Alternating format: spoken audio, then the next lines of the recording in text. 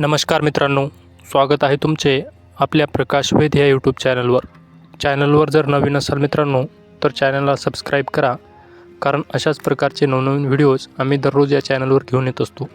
तर चला सुरू करूयात आजचा व्हिडिओ. चालाकीने बोलायचं कसं. चालाकीने बोलायचं कसं. दोस्तांनो, कधी असं झालं आहे का की तुम्हाला खूप काही बोलायचं असतं, पण जेव्हा वेळ येते तेव्हा तुम्ही गप्प राहता, किंवा कधीकधी असं काहीतरी बोलून जाता जे बोलायला नको होतं, आणि मग पूर्ण रात्र विचार करत बसता. कदाचित त्यावेळी मी हे बोललो असतो, कदाचित थोडं विचारपूर्वक बोललो असतो. जर असं कधी झालं असेल तर तुम्ही एकटे नाही आहात. ही समस्या जवळपास प्रत्येकालाच येते. शाळेत, ऑफिसमध्ये, नात्यांमध्ये, अगदी सोशल मीडियावर सुद्धा.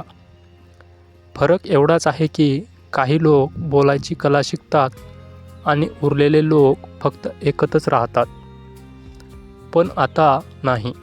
आज मी तुम्हाला सांगणार आहे 10 मानसशास्त्रीय तंत्र जी तुमची संभाषण कौशल्य पूर्णपणे बदलून टाकतील. बोलण्याची कला म्हणजे जादूपेक्षा कमी नाही.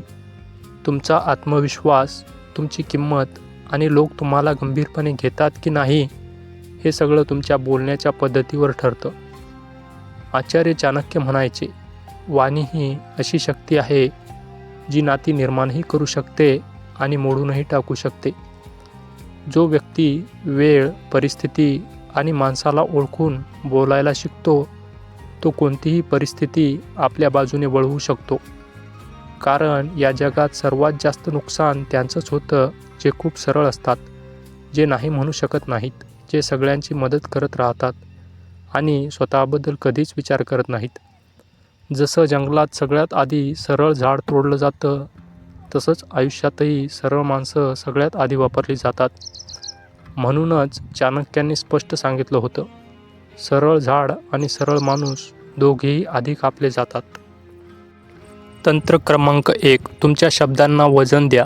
जर लोकांनी तुम्हाला गंभीरपणे घ्यावं असं वाटत असेल तर आधी स्वतःला गंभीरपणे घ्यायला शिका. स्पष्ट बोला, आत्मविश्वासाने बोला आणि प्रत्येक विषयावर ठाम भूमिका ठेवा. जो स्वतःचा आदर करत नाही त्याचा आदर इतरही करत नाहीत, हेच चाणक्य सांगतात. तंत्र क्रमांक 2. डोळ्यात डोळे घालून बोला. डोळ्यांचा संपर्क म्हणजे निम्मे संभाषण. खूप कमी किंवा खूप जास्त डोळ्यात पाहू नका. संतुलित आणि नैसर्गिक आय कॉन्टॅक्ट ठेवा. डोळे तुमचा आत्मविश्वास दाखवतात. तंत्र क्रमांक 3. समोरच्या व्यक्तीची कमजोरी ओळखा. प्रत्येक माणसाच्या आत कुठेतरी एक भीती, एक असुरक्षा असते. ती ओळखता आली तर तुम्ही त्याच्याशी मनापासून जोडू शकता. पण लक्षात ठेवा, कमजोरीचा वापर शस्त्र म्हणून नाही तर समजून घेण्यासाठी करा. तंत्र क्रमांक 4.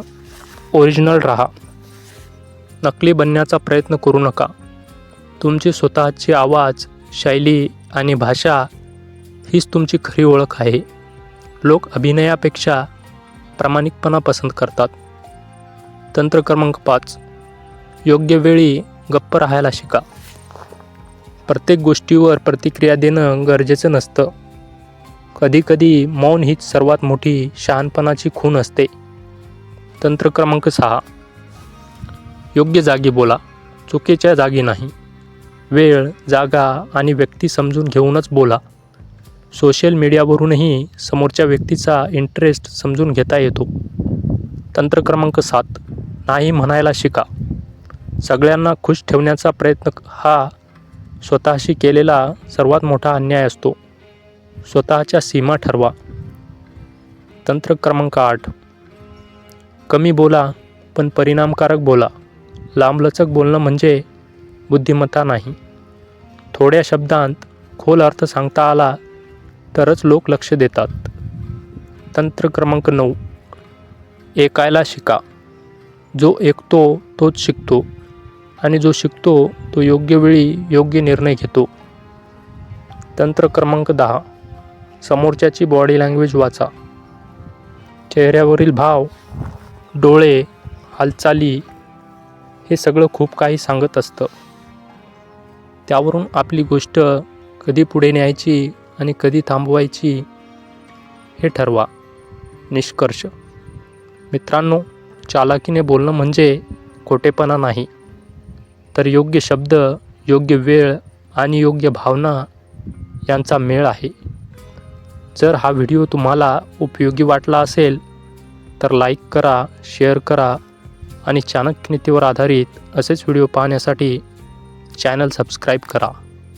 बोलत रहा, शिकत रहा आणि स्वतःला अधिक स्मार्ट बनवत रहा. धन्यवाद.